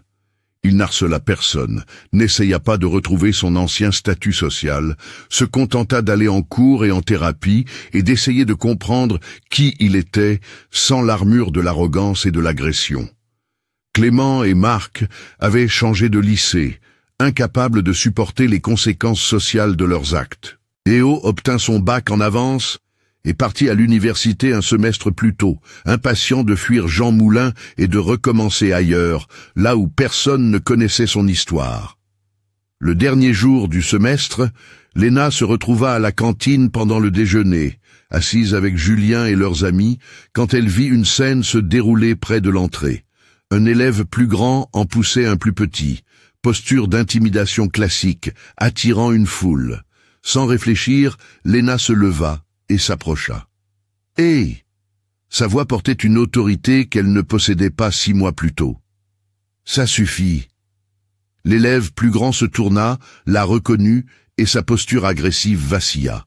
« Ça ne te regarde pas. »« Si, Maintenant. Léna se plaça entre les deux élèves, non pas menaçante, mais indubitablement protectrice. « Va-t'en !» Pendant un instant, la situation aurait pu basculer. L'élève plus grand pesait ses options, calculant si cela valait la peine d'aller plus loin. Mais il regarda la foule qui se formait, les téléphones qui sortaient pour enregistrer, la façon dont d'autres élèves se déplaçaient pour se tenir derrière Léna en signe de solidarité, et il fit le bon choix. Peu importe. Ça n'en vaut pas la peine. Il s'éloigna, et la tension se dissipa. L'élève plus petit, un élève de première que Léna reconnut de son atelier d'autodéfense, la regarda avec soulagement. « Merci. J'aurais pu gérer, mais c'est bien de savoir que quelqu'un te couvre. » Léna sourit. « C'est ce qu'on fait ici, maintenant. On veille les uns sur les autres. » En retournant à sa table, Léna sentit le poids de dizaines de regards sur elle, mais c'était différent maintenant. Pas l'attention prédatrice qu'elle avait subie les premières semaines, mais quelque chose de plus proche du respect. Elle était devenue le symbole de quelque chose. La résistance peut-être, ou le courage, ou la possibilité du changement. C'était une responsabilité qu'elle n'avait pas demandée, mais qu'elle avait appris à porter. Ce soir-là, Léna se rendit à la salle de sport où elle s'entraînait à nouveau en secret. Un petit endroit dans le sud de Lyon où le propriétaire connaissait oncle Marc et avait accepté de la laisser s'entraîner en échange de son aide pour les cours pour enfants. Elle banda soigneusement ses mains, sentant le rythme familier des mouvements, enfila ses gants et s'approcha du sac de frappe. Pendant 3 rounds, elle enchaîna les combinaisons. Jab, direct, crochet, coup de pied circulaire, coude, genou, chaque technique lancée avec pleine puissance mais un contrôle parfait, le sac se balançant sur sa chaîne, l'impact se répercutant dans son corps. Quand elle eut fini, trempée de sueur et respirant fort, elle se regarda dans le miroir. La fille qui la regardait était différente de celle qui était arrivée au lycée Jean Moulin des mois auparavant, plus forte, non seulement physiquement, mais de manière plus difficile à quantifier. Elle avait affronté ses peurs, brisé son silence, s'était défendue et avait défendu les autres, et avait réussi à le faire sans devenir le monstre que sa mère avait craint qu'elle ne devienne. La promesse avait été tenue, mais pas de la manière qu'elles avaient toutes deux anticipée. Son téléphone vibra avec un texto de Julien. « Dîner demain ? Je veux que tu rencontres mes parents officiellement. » Léna sourit, tapa « oui » en réponse, et commença à défaire les bandes de ses mains. La salle était vide à l'exception d'elle et du chat du propriétaire, un énorme chat roux qui avait élu domicile sur le comptoir d'accueil. L'endroit sentait la sueur, le cuir et la détermination, une odeur qui avait désespérément manqué à Léna et qu'elle appréciait maintenant encore plus profondément parce qu'elle avait choisi d'y revenir. En rentrant chez elle à travers les rues de Lyon, Léna pensa à tout ce qui s'était passé. Le harcèlement, la peur, la décision de riposter, les conséquences et le changement.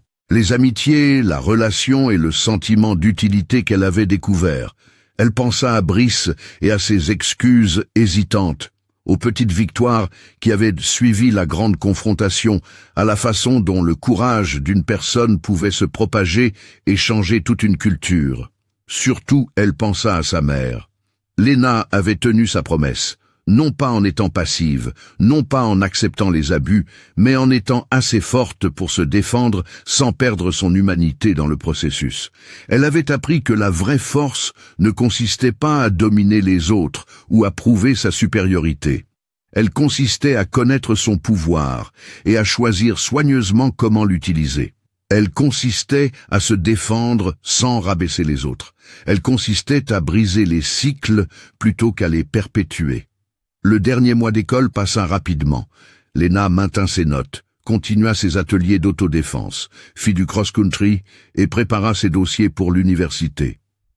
Elle et Julien devinrent l'un de ces couples qui donnent l'impression que la vie à deux est facile, se soutenant mutuellement dans leurs objectifs et se donnant l'espace de grandir. Brice termina sa thérapie et son exclusion et obtint son bac discrètement, quittant Jean Moulin sans aucune des fanfares qui avaient entouré ses premières années. Les nouvelles politiques anti-harcèlement de l'école montraient des résultats, avec plus d'élèves signalant des incidents et plus de professeurs intervenant réellement. Le jour de la remise des diplômes, Léna traversa la scène en toge pour recevoir son diplôme, et les applaudissements furent sincères et chaleureux. Elle n'était ni major de promotion, ni reine du bal, ni capitaine d'aucune équipe. Elle était juste Léna Blanchard, une élève qui avait survécu à une situation terrible et en était sortie plus forte, et c'était suffisant. Julien obtint son diplôme avec elle, ainsi que Grace, Devon et Priya, tous en partance pour des universités différentes, mais déterminés à rester en contact. À la fête de remise des diplômes, organisée par la famille de Julien, son père prit Léna à part pour une conversation privée. « Je voulais te remercier », dit David Torres, son expression sérieuse, « pour être une bonne influence sur Julien, mais aussi pour être un exemple du genre de courage et de retenue que j'ai passé ma carrière à essayer de défendre.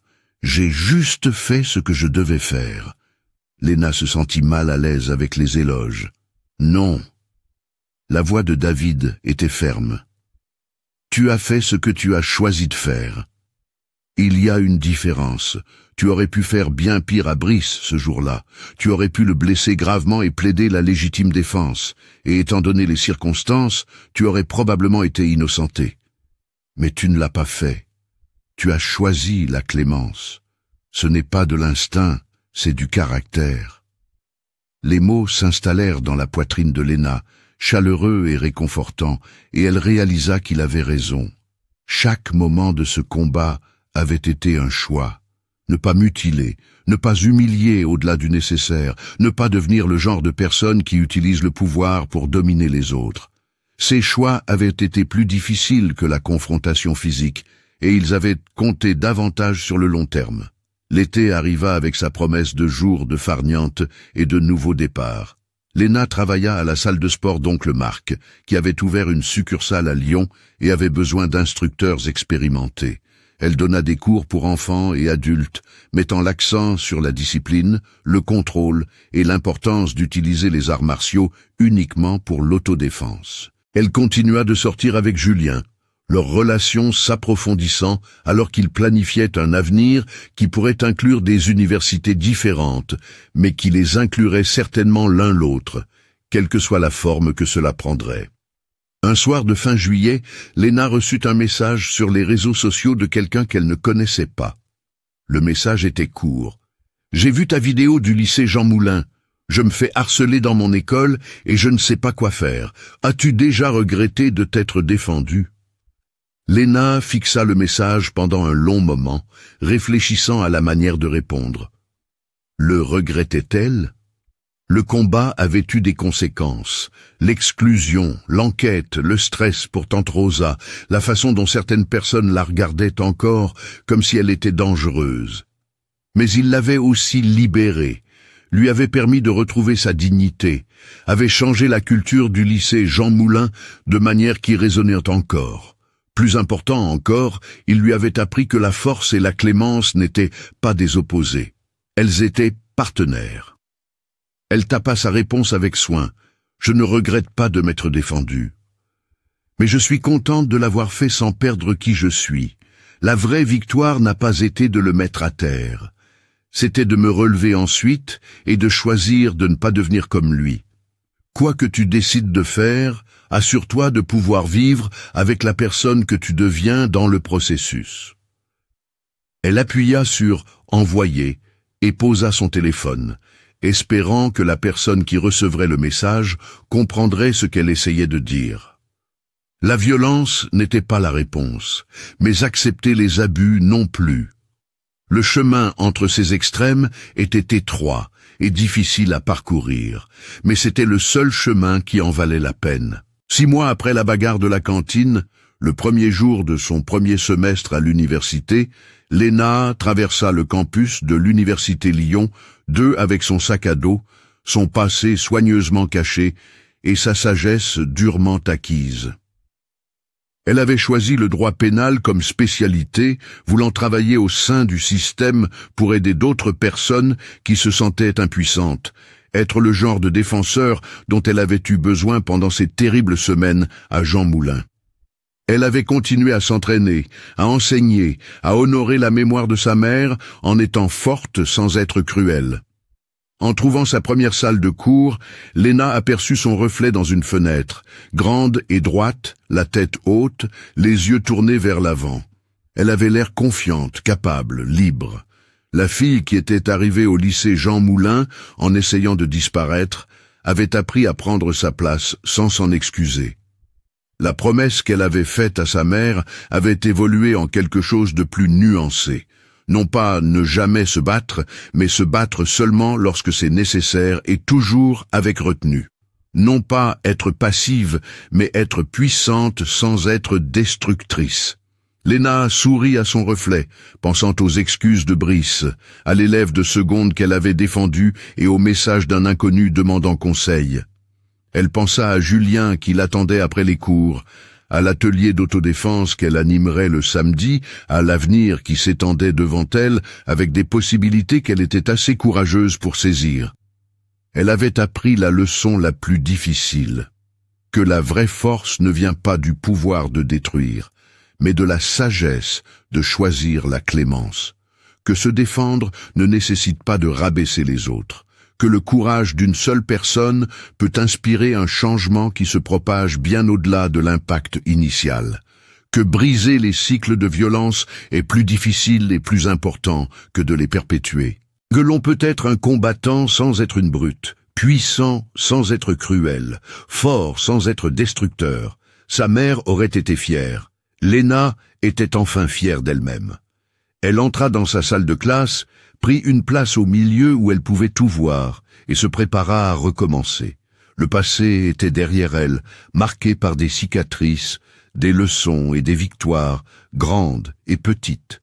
L'avenir était devant, plein de défis, d'opportunités et de la chance de devenir celle qu'elle choisirait d'être. Et à ce moment-là, le premier jour d'un nouveau chapitre, Léna Blanchard était exactement là où elle devait être, sans se cacher, sans fuir, sans s'excuser de prendre sa place dans le monde.